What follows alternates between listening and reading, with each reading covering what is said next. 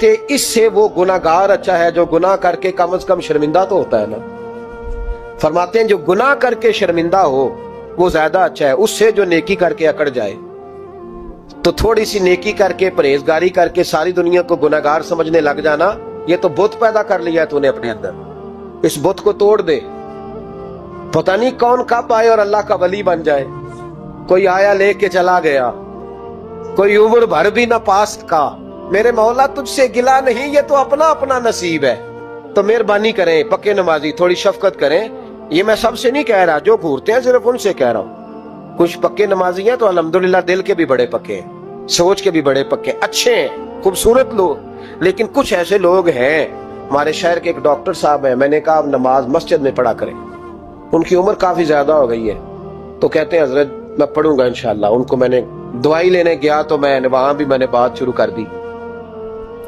میں نے کہا آپ مہربانی کریں. کہتے میں آؤں گا. کچھ دنوں کے بعد میں نے اس مسجد میں نماز پڑھی اور خاص کر کے پڑھی کہ یہ ٹائم ہے. میں نے فون کیا کہ ڈاکٹر صاحب آپ نظر نہیں آئے. تو کہتے ہیں سب ناراض نہ ہو جان. نمازی مجھے کہتے تھے خیر ہے ڈاکٹر صاحب کہیں غلط جگہ تبادلہ تو نہیں ہو گیا، کوئی مصیبت تو نہیں آ گئی. تو کہتا ہے مجھے شرم سی آتی ہے کہ نمازی اس طرح، ویسے بھی میں گیا نہیں، 60 سال عمر ہو گئی تو اب نمازی. تو یہ آپ کیا کر رہے ہیں؟ ہم کوئی اللہ کی رحمت کے منشی ہیں کہ ہم سے پوچھ کے وہ دے گا جس کو دے گا؟ کیا کرتے او بھائی؟ حضرت باجدید بستامی رحمت اللہ تعالی علیہ جیسے لوگ کہا کرتے تھے جنہوں نے ساری زندگی جھوٹ نہیں بولا، حرام نہیں کھایا. فرماتے تھے الفن کہتا ہوں، بالغ ہونے کے بعد نماز قضا نہیں کی، لیکن پھر بھی کہا کرتے تھے دعا مانگو میرا رب مجھ سے حساب نہ پوچھ لے. حساب والا نہیں ہوں میں، درگزر والا ہوں. عدل کریں تے تھر تھر کمبن اچیاں شانہ والے، یہ تو فضل کریں تے بخشے جامن میرے جے منہ کالے. تو مہربانی کریں آگے چلیں. رمضان شریف میں سخاوت کرنی ہے. حضرت انس بن مالک رضی اللہ تعالیٰ عنہ فرماتے ہیں جس طرح تیز آندھی چلتی ہے، ذرا مثال دیکھیں صحابی کی کتنی خوبصورت. فرماتے ہیں جس طرح تیز آندھی چلتی ہے نا، اس طرح رمضان میں میرے نبی کی سخاوت چلا کرتی تھی. نبی پاک ہر سائل کو دیتے. جو قیدی بند ہوتے نا، قیدی جنگ کے قیدی کفار، حضور انہیں بھی آزاد کر دیتے رمضان. فرماتے جاؤ تمہیں آزاد کیا، سخاوت کریں. اور میرا مشورہ ہے اس دفعہ غریبوں سے غریب سخاوت کریں. نسخہ دے رہا ہوں امیر ہونے کا. تو سخی ہو جا، رب کریم تجھے امیر کر دے گا. سخی بن جا. مالا والے سخی نہیں ہوندے تے سخیاں کول مال نہیں ہوندا. ایتھے اوتھے دوواں جہانی سخی کنگال نہیں ہوندا. اللہ تبارک و تعالیٰ کی بارگاہ کی حاضری کا ذوق بنائیں. دوسرا معاملہ ہوتا ہے حقوق العباد کا. یہ شریعت اسلامیہ میں انتہائی نازک مسئلہ ہے.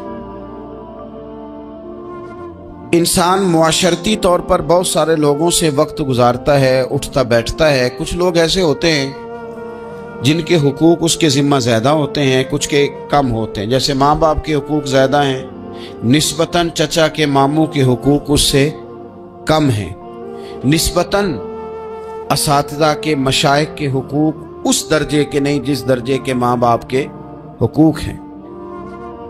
ہمارے ہاں بہن بھائیوں کے حقوق نسبتاً زیادہ ہوتے ہیں، دوست احباب کے حقوق اس سے کم ہوتے ہیں. لیکن بہرحال ایک دوسرے کا حق ہمارے ذمے آتا ہے.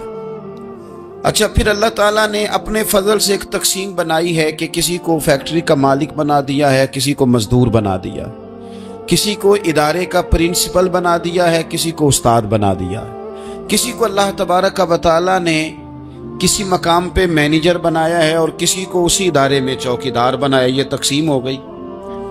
اب اس میں نزاکت پیدا ہو جاتی ہے کہ جو مالک ہے اس نے زیادہ خیال رکھنا ہے مزدور کا، اپنے ورکر کا، اپنے ملازم کا، چوکیدار کا، اس نے زیادہ خیال رکھنا ہے. ہوتا یہ ہے کہ ہم جتنے زیادہ بڑے ہوتے جاتے ہیں اتنے زیادہ آرام پسند ہوتے جاتے ہیں. ہمارا یہ خیال ہوتا ہے کہ حق تو صرف ملازم کا ہے کہ وہ ہمارا خیال رکھے، حق تو صرف مرید کا ہے وہ پیر صاحب کے لیے ہر طرح کا ادب بجا لائے، حق تو صرف شاگرد کا ہے. حالانکہ جو آدمی جتنا بڑا جاتا ہے اس کی نظر اتنی زیادہ وسیع ہونی چاہیے اور اس کو زیادہ نزاکت کے ساتھ چیزوں کو سمجھنا چاہیے. اگر آپ کا دعویٰ ہے کہ مجھے اللہ نے بڑائی دی ہے اور میں کچھ لوگوں پر اللہ نے مجھے حاکم بنایا ہے تو پھر زیادہ انسان کے دل میں ذہن میں وسعت ہونی چاہیے اور زیادہ باریکی. چلیں یہ زیادہ ضروری نہیں کہ آپ سب لوگوں کو مطمئن کر سکیں، اطمینان ان کے دلوں کو پہنچانا یہ ضروری نہیں، چونکہ ڈیمانڈ مختلف ہوتی ہے نا ہر آدمی. لیکن زیادہ ضروری یہ ہے کہ آپ کے ذمے جو ذمہ داریاں تھیں، آپ کے تحت رہنے والے لوگوں کی، اولاد کی، شاگردوں کی، ارادت مندوں کی، احباب کی، ملازمین کی، وہ آپ نے کس حد تک پوری کی. نبی پاک صلی اللہ تعالی علیہ وسلم نے ہمیں حقوق العباد کے معاملے میں زیادہ احتیاط کرنے کا کہا ہے، اور حضور سید عالم علیہ السلام نے صحابہ کے بھرے مجمع میں سے یہ سوال کھڑا کیا، فرمایا تم مجھے بتاؤ مفلس کون ہے؟ غریب، تنگ دست،